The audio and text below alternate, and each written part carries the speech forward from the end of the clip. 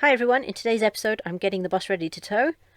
Because I never got those exact and detailed technical answers from VW themselves about the factory fitted towing electrics on this EU6 engine, we're just taking the bus and the caravan on the back to the nearest caravan and motorhome club site for one night to test it all works. So I've got to get to grips with polishing the tow ball, check the towing mirrors fit, check all the tyres and transfer the TyrePal sensors from the Volvo onto the bus, and then of course put the new number plate onto the back of the caravan. Then we should be good to go, so follow along.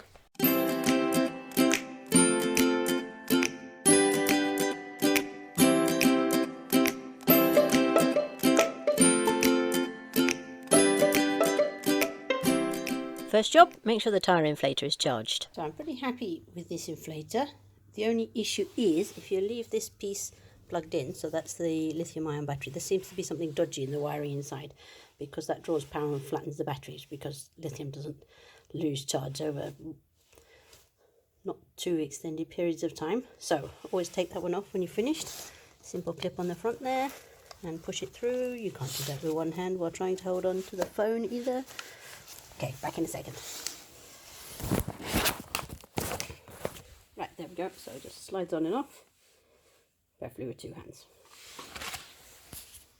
And then I've got it stored away in this little media storage bag actually, which is just the right size to fit in one of the door pockets. And nicely padded so it doesn't do any damage to anything. Every time I finish using it, I just plug it back in with somewhere suitable and give it a quick charge up. Oh, I think it's 2 spots down now. Make sure it's full ready for the next time. It does have this 12-volt adapter, so I can plug it in the car if I need to, but better to use it wirelessly if possible, then you don't have to have the engine running. So next job, check the tyre pressures. And in theory they are not there. Ah, here they are. Okay, there's what we need to put in, full or fully loaded or partially loaded. Well, that's interesting. So I had a choice of 215s or 235s, and I went for 235s. These are extra load commercial tyres. Let's just double check. That says extra load there. There. 235 55s or 17s. Extra load. So fully loaded. 235s, part load, full load, 45. Well, let's be metric about it. 310 kilopascals on the front and 310 on the back. For fully loaded or part loaded, 300 on the front, 280 on the back. Okay, let's go.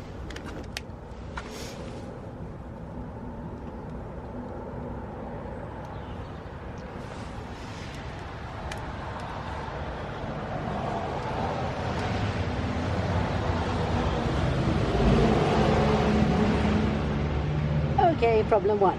The battery has died in the meter since the last time we used it. I'll have to rely on the gauge in here.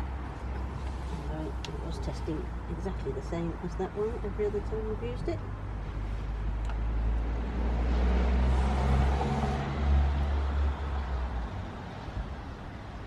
No, I don't want bar.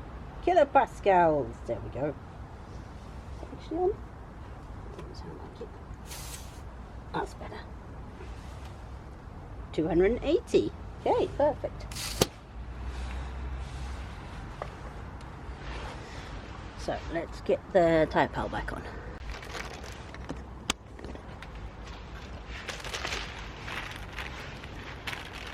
So I took these off the Volvo, and when I took them off,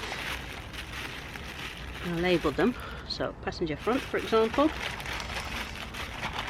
So hopefully we don't have to repair them with the main unit. Driver, and of course the one I want right at the bottom. Passenger rear.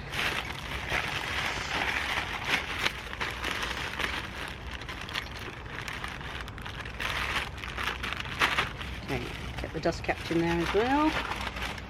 So let's add that dust cap.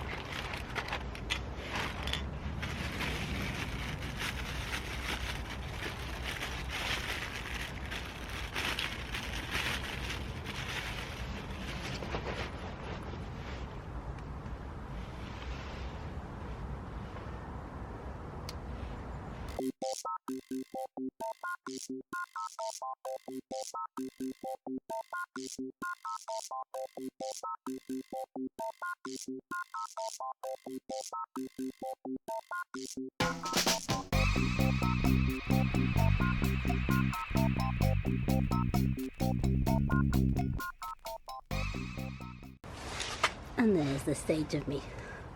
Quite disgusting, but we've got good tyres. Now then, the question is, are they on enough for the sensor to pick them up? Not that one. Not that one. I think the answer is probably no then, isn't it? Now that I've moved the van and the caravan out onto the road ready to be hitched up to each other, the sensors are of course working perfectly because they've switched themselves on, sensing the movement. The next job of course is checking that the tow ball fits securely and then polishing the ball.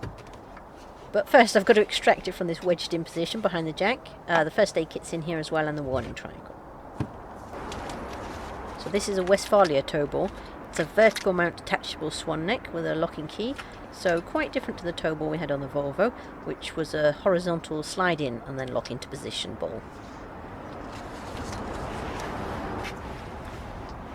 There should be a plastic cover under here somewhere which keeps the receiver socket clean and obviously needs to come out. Oh yeah, there we go.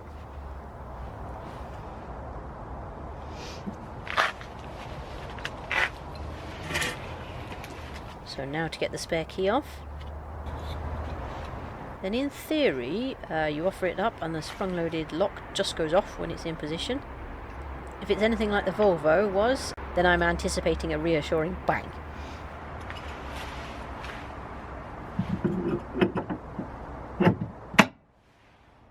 There, easy. Okay, that was very easy.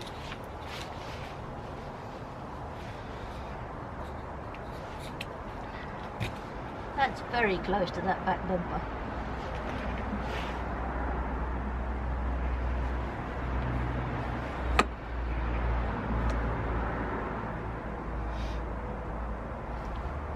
Just going to check caravan. Looks like it's going to be a bit tight, but should just about fit. That's supposed to be my breakaway? I don't like that.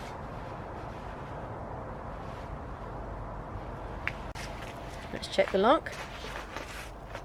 I'm not happy though, because really I'd like a separate breakaway attachment point, just like I had on the Volvo. Anyway, let's just check that I know how to get this thing off.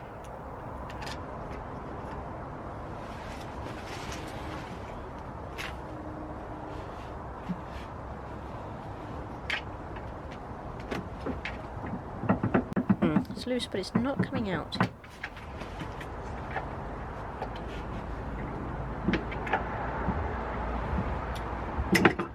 Ah, there we go. Needed a bit more of a turn. Okay, that's alright. Anyway, I'll pop onto Twitter later and ask the lovely caravanning community if there's anyone else with the same hitch, or really the techie folks, if this really is a good enough location point for the breakaway. To me it just seems inadequate, but you know, I'm a science policy geek, not a towing expert, so what do I know? And now it's wet and dry paper time. I found a pack of loads of different grades. There's a link in the description below. I found that online. And I'll just pick out 4-ish or so grades from really quite rough to uber smooth, and then slowly work my way through them. So I'll use the first grade to take the paint off, and then gradually take out the scratches.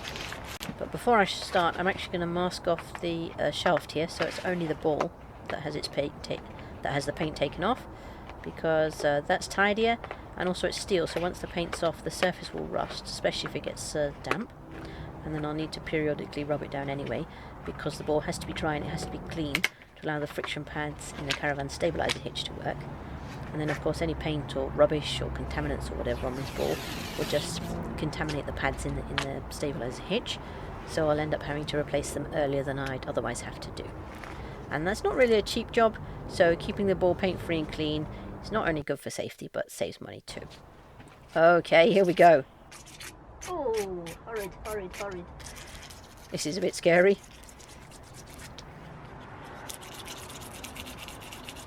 No going back now.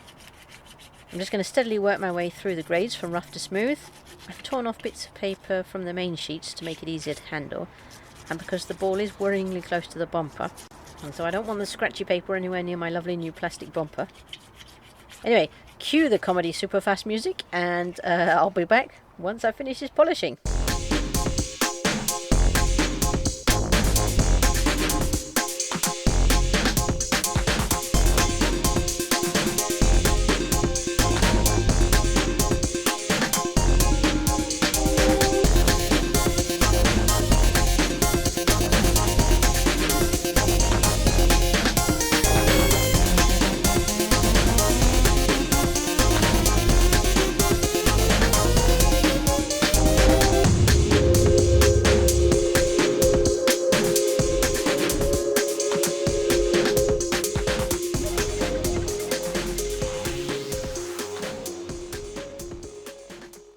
So that's the ball all polished off and it's looking good, but it's still covered in gunge, although it's not so clear to the eye to see that.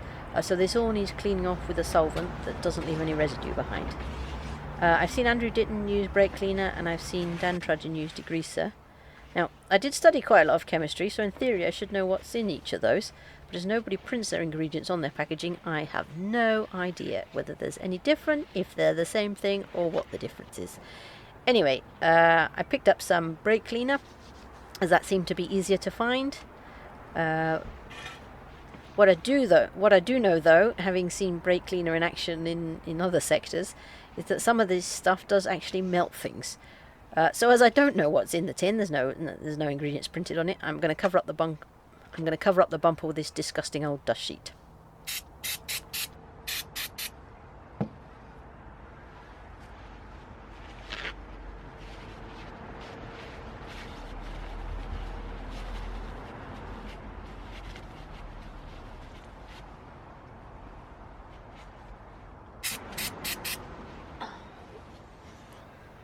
Now just to get all this masking off.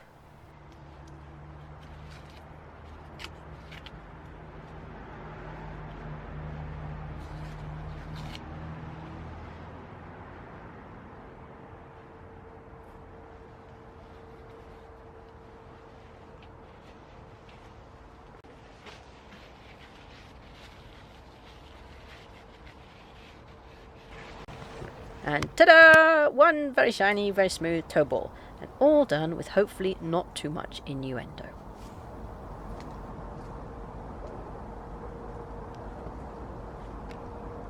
So it's the next day, and my next little job is to check the towing mirrors fit on these massive wing mirrors. I've actually got two sets. The first set I bought was a set of Malenko Grand Aeros because everybody raved about them. But I have to say, when I had them on the Volvo, they were absolutely awful. The angle they mounted on just meant that they blocked the door mirrors, and they shook really, really badly. So for anything other than low-speed manoeuvring, they were just worse than useless. And having had a few more years' experience since then, of course, I've come to realise, though, that the shaking was coming from the plastic surrounds of the door mirrors on the Volvo. It's quite thin plastic. So then the next set I bought, and I've been using ever since, is a set of cheapo Rocksteady ones. They've got both clamps and rubber around the mirror itself to really help hold it. They've been much better. I wouldn't say they're rock steady. They still shake a reasonable amount, but at least I can also see the door mirrors, so I've got that as a double check. So first off, I tried the Grand Aeros because it just seemed more consistent with the size of the door mirrors, but they were fouling on the mirror glass itself. So now I'm having a go with the original Rocksteadies.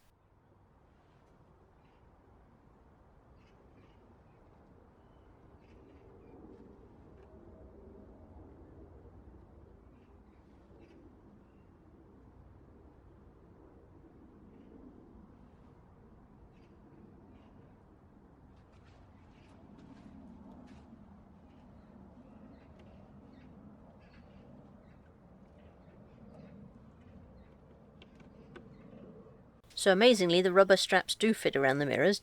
The thing I don't like, can you see that? So where the bar is, come on, focus, focus. Okay, so this is level where the mirror is. Let's try it on up the other way. It might give them a go on the bottom. Let's see. Okay, so that's what it looks like on the bottom.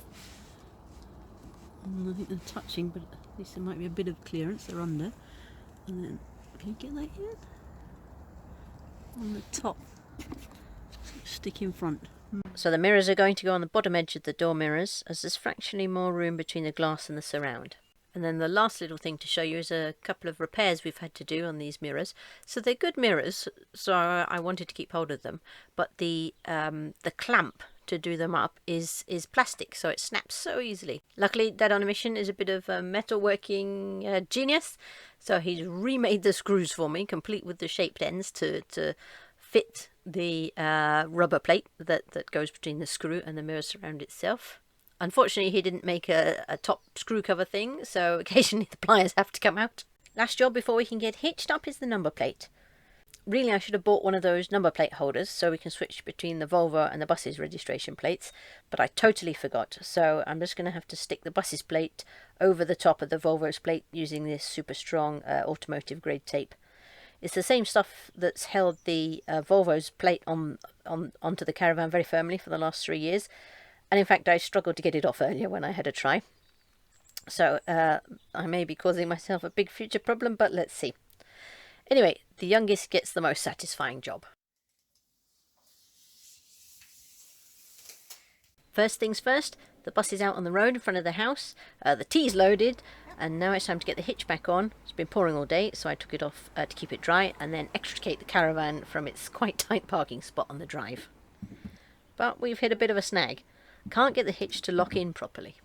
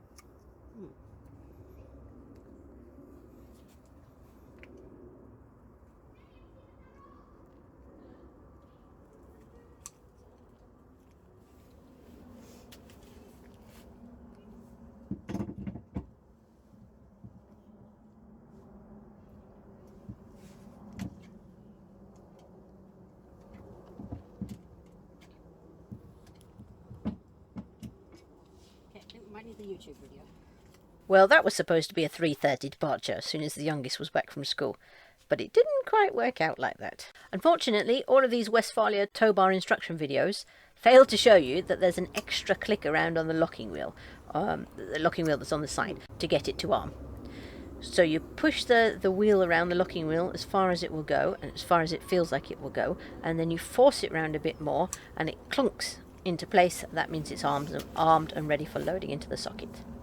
So half an hour later than planned, and we're finally off. The only thing to note is that the hitch head here is indeed incredibly close to the bumper. I really don't like that either. So Westfalia, on your next design iteration, please can you sort that out? That's making me very nervous at this point. On this trip, it's just me and the youngest. Dad on a Mission and the eldest have an evening of teenage age-appropriate dystopian movies and popcorn planned, apparently, so I'm getting the youngest out of viewing range. Luckily, we're only heading 30 minutes or so down the road, so in the next episode, we'll give you a little tour around the Henley Four Oaks Caravan and Motorhome Club site. Thanks for watching, and bye for now.